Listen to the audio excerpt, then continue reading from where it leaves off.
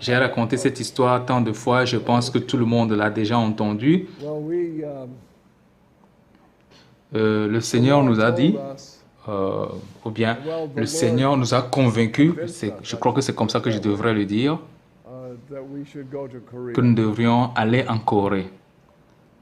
Et j'avais un ami personnel dont le nom était Harry Holt qui est allé en Corée et il est allé dans le but précis d'adopter des orphelins qu'il a adoptés. Il a adopté 8 enfants pour sa propre famille. Puis il a adopté 2 enfants pour un jeune pasteur, Bill et Penny Collier, qui vivait à Hood River, à Oregon, et aussi à Troutdale, à Oregon. Je suppose que c'était Troutdale, Washington, c'est ça? Ah, ok, c'était plutôt Oregon. Et il vivait. Donc, Harry a adopté 2 enfants pour ce couple et les a ramenés. Et il se peut que les journaux disent que cet homme est allé en Corée et a adopté 8 orphelins. Et a adopté 2 autres orphelins pour Bill et Penny Collier. Bien. Dans les 30 jours, il y a une photo qui a été publiée de lui descendant de l'avion avec tous ses enfants. Et il a reçu beaucoup de requêtes venant de tout le pays, des gens qui lui demandaient est-ce que tu pourrais nous adopter certains enfants, et cela a commencé tous les services à l'enfance. Et Harry s'est rendu compte qu'il y a beaucoup de familles, beaucoup de personnes qui pouvaient s'occuper des enfants, de ces enfants qui ont perdu leurs parents et qui ont besoin d'une famille. Alors il a commencé ce travail. Harry est retourné là-bas, en Corée, et il a commencé à rassembler des orphelins et a fait ce travail et m'a appelé, m'a dit, tu dois venir ici et prêcher l'évangile. Et j'ai dit, pourquoi irais-je en Corée pour prêcher l'évangile? J'aurais appris que c'est l'endroit le plus spirituel du monde et que l'église en Corée est merveilleuse et se porte bien. Et Harry m'a dit, non, ce n'est pas le cas, ce n'est pas vrai, tu dois venir ici et prêcher l'évangile. Donc j'ai résisté pendant quelques années et puis Harry a appelé et a dit, bonjour, viens en tant que mon invité, viens regarder la Corée. Alors je suis allé là-bas pour 2 mois qui s'est transformé en 3 mois et j'ai été ébahi, consterné que l'église en Corée était axée sur les œuvres et que la majorité de la Corée n'avait pas l'évangile. C'était un peu pathétique juste après la guerre de la Corée. De toutes les façons, le Seigneur nous a donné le cœur d'y aller et donc Darlene et moi avons fait nos valises environ 6 mois après ce voyage que j'ai fait moi-même, et nous avons emmené nos 2 enfants qui étaient de petits-enfants. L'un d'eux avait environ 2 ans et le deuxième 15 mois.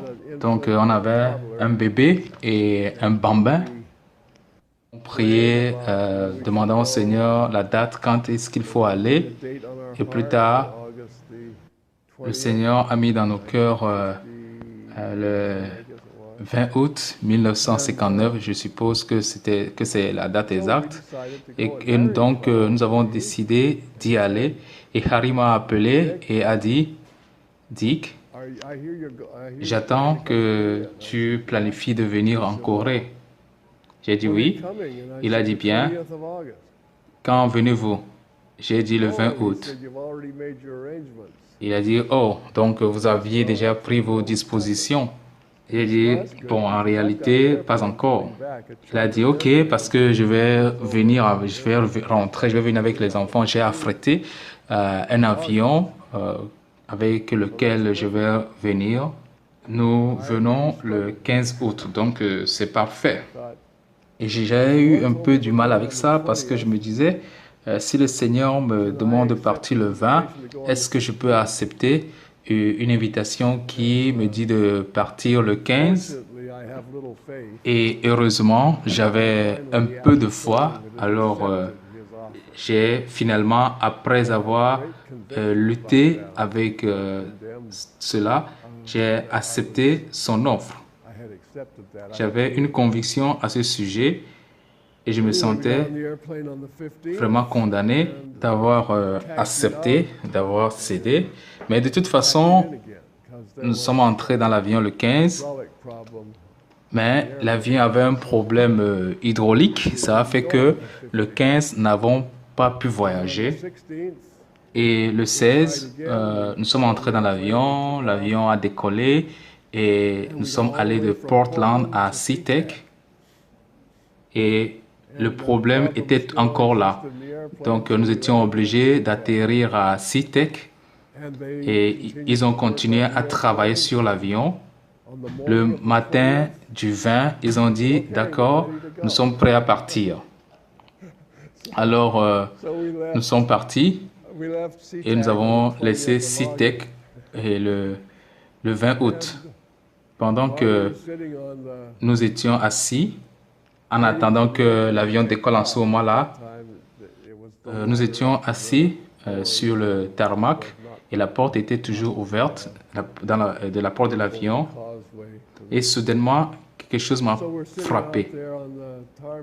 Et la pensée m'est venue, mais qu'est-ce que tu fais?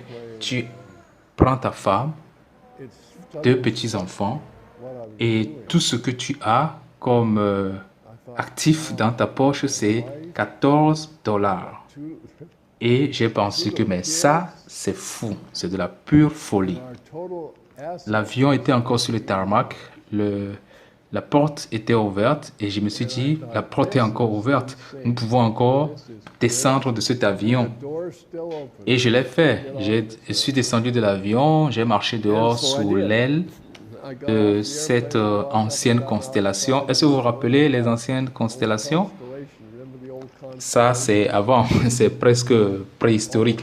Et donc, j'étais là et je disais, Seigneur, j'ai peur. Ça, c'est fou. C'est vraiment de la folie. Je ne connais même pas la langue de là-bas. Je ne sais rien. Et nous partons sans argent. Et le Seigneur m'a dit, ne t'inquiète de rien. Ne vous inquiétez de rien, mais en toute chose, faites connaître vos besoins à Dieu par des prières, des explications et des actions de grâce. Et la paix de Dieu qui surpasse tout entendement gardera votre cœur et votre esprit par le Seigneur Jésus-Christ. Et c'est ce qui s'est passé. J'ai ressenti la paix de Christ m'envahir et j'ai dit, waouh, je suis revenu dans l'avion et je me rappelle, j'ai dit à Darlene que le Seigneur vient de me parler et je lui ai partagé cette expérience. Et je crois que nos cœurs étaient apaisés. On a fermé la porte de l'avion et nous avons décollé.